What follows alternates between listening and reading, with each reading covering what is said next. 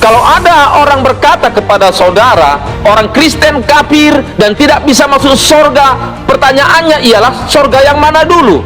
Kalau surga yang ada bidadarinya, ya sudah pasti tidak akan masuk ke sana, karena orang Kristen hanya akan masuk surga yang ada Yesusnya.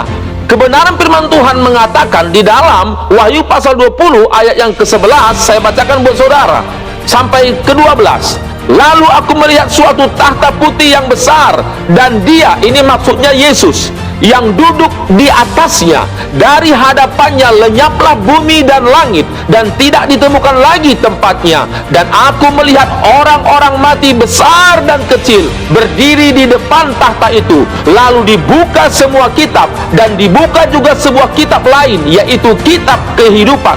Dan orang-orang mati dihakimi menurut perbuatan mereka, berdasarkan apa yang ada tertulis di dalam kitab-kitab itu. Jadi di sini dijelaskan bahwa di dalam surga Kristen itu Yesus yang ada di situ yang akan menghakimi semua umat manusia, dan semua catatan-catatan dosa semasa manusia hidup akan dibukakan di sana sesuai dengan kebenaran firman yang sudah kita bacakan tadi. Bukti dalam Alkitab surga Kristen tidak ada bidadarinya kita akan baca di dalam Markus pasal 12 ayat yang ke-18 sampai 25. Firman Tuhan mengatakan, datanglah kepada Yesus beberapa orang Saduki yang berpendapat bahwa tidak ada kebangkitan. Mereka bertanya kepadanya, Guru, Musa menuliskan perintah ini untuk kita. Jika seorang yang mempunyai saudara laki-laki mati dengan meninggalkan seorang istri tetapi tidak meninggalkan anak, saudaranya harus kawin dengan istrinya itu dan membangkitkan keturunan bagi saudaranya itu. Adalah 7 orang bersaudara. Yang pertama kawin dengan seorang perempuan dan mati dengan tidak meninggalkan keturunan. Lalu yang kedua juga mengawini dia dan mati dengan tidak meninggalkan keturunan. Demikian juga dengan yang ketiga, dan begitulah seterusnya. Ketujuhnya tidak meninggalkan keturunan, dan akhirnya sesudah mereka semua, perempuan itu pun mati. Pada hari kebangkitan, bila mana mereka bangkit, siapakah yang menjadi suami perempuan itu? Sebab ketujuhnya telah beristrikan dia. Jawab Yesus kepada mereka, kamu sesat. Justru karena kamu tidak mengerti kitab suci maupun kuasa Allah. Sebab apabila orang bangkit dari antara orang mati, orang tidak kawin dan tidak dikawinkan, melainkan hidup seperti malaikat di surga. Jadi ayat ini mencatat bahwa di surga nanti orang Kristen akan hidup sama seperti malaikat di surga.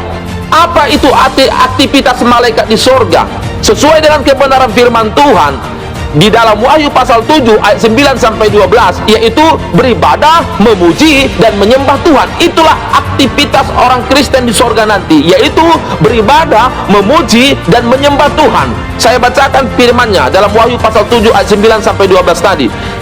Kemudian daripada itu aku melihat sesungguhnya suatu kumpulan besar orang banyak yang tidak dapat terhitung banyaknya, dari segala bangsa dan suku dan kaum dan bahasa, berdiri di hadapan tahta dan di hadapan Anak Domba, memakai jubah putih dan memegang daun palem di tangan mereka, dan dengan suara nyaring mereka berseru, keselamatan bagi Allah kami yang duduk di atas tahta dan bagi Anak Domba. Dan semua malaikat berdiri mengelilingi tahta dan tua-tua dan keempat makhluk itu. Mereka tersungkur di hadapan tahta itu dan menyembah Allah sambil berkata, amin, puji-pujian dan kemuliaan dan hikmat dan syukur dan hormat dan kekuasaan dan kekuatan bagi Allah kita sampai selama-lamanya, amin. Jadi firman Tuhan ini menegaskan bahwa di surga orang Kristen itu aktivitas manusia ialah memuji, menyembah dan memuliakan nama Tuhan. Bahkan dalam Wahyu pasal 19 ayat 4 sampai yang kelima lebih ditegaskan lagi. Saya bacakan kepada saudara tentang suasana surga yang di dalamnya nanti kita beribadah, memuji dan menyembah Tuhan.